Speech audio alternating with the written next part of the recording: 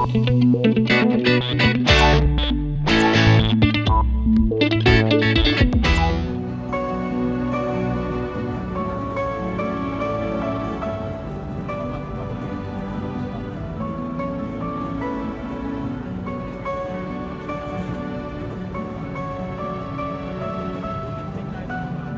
kaya ako sinisisi ni Ate Joy sa pagamatay ni tatay? Hindi mo mayaalis na isipin niya yun. Kaya mabuti na rin yung umalis na tayo. Kesa naman hindi pa natin palayasin nila tayo. Eh ano naman ang kinabukasan natin kina Chinese?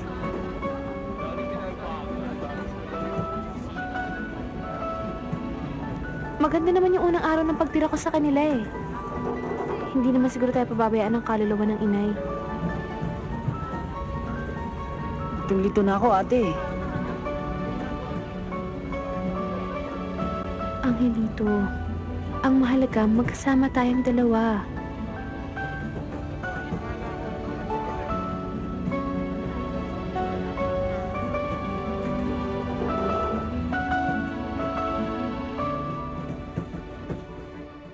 Igalang natin ang desisyon nila. Mga minor de edad yun. Ano naman ang alam nilang magdesisyon ng tama? Joy, isang buwan na sila kay Tita Ines. Wala naman tayong naririnig na problema. Ang ibig sabihin, komportable sila ron. Dave, pamilya ko sila. Kailangan nila ako. Ako lang ang maaasahan nila. Joy, ang importante, yung damdamin. Kami magkakapatid. Magkakalayo. Yung iba nasa abroad, yung iba nasa probinsya. Pero wala pa rin nagbago sa amin. Nandun pa rin yung pagtitinginan. Eh, iba naman yun eh. Kami pwedeng magkakasama. Bakit kailangan magkalayo? Dahil malapit na tayo magkaroon ng sarili nating pamilya. Magkaka-baby na tayo. Joy, ang importante, yung kalusugan mo. Hindi na bata yung mga yan. Yung ganong edad, maraming problema yan. Ako, magiging busy ako sa law office na bubuksan natin.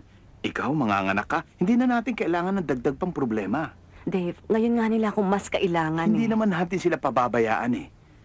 Susustentuhan natin sila. Yung pag-aaral nila, yung pangangailangan nila, hanggang sa mga naka. Dave, Pag nanganak ka na, dito na sila.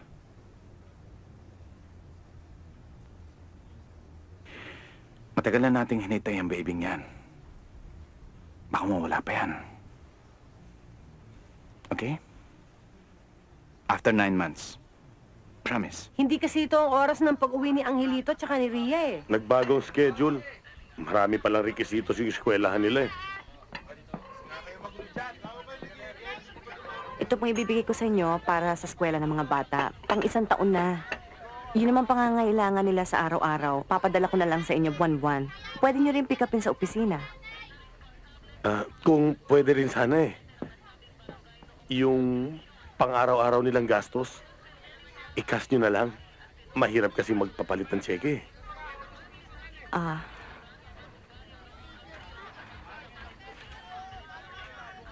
Dave. Oh, sure.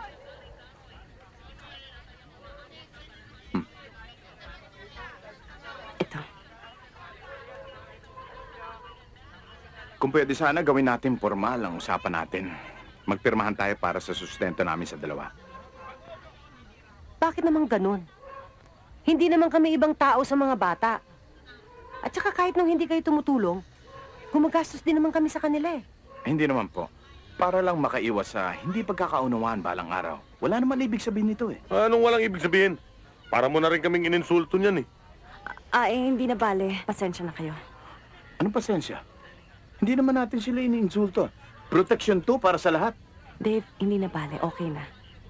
Sa trabaho kasi ni Dave, pangkaraniwan na yung nakadokumento lahat ng usapan. Papasyalin niyo lang yung mga bata sa bahay kahit na once a week. Ayun lang naman pala eh. Ibigay na rin to kay Ria. Oh ba? Hindi na kami magtatagal. No problem. Sige. Ay.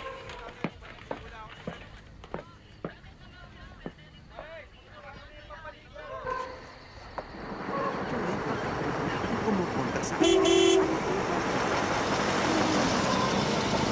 Dave, hahawa lang ako sa kapatid.